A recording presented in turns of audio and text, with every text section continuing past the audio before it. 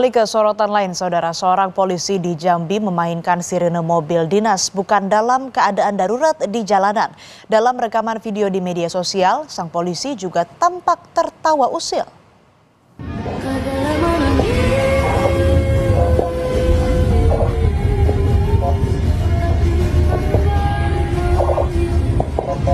Video yang tersebar di media sosial memperlihatkan saat oknum polisi berpangkat Bribda ini tengah pamer memainkan tombol sirene mobil dinas kepolisian.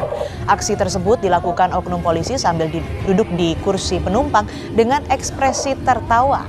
Aksi oknum polisi ini pun menuai sorotan publik karena dilakukan tidak dalam keadaan darurat.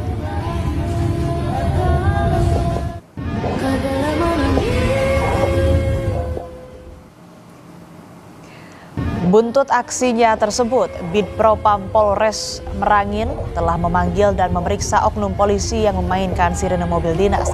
Sang polisi kini telah ditahan di sel khusus dan akan menjalani sidang etik.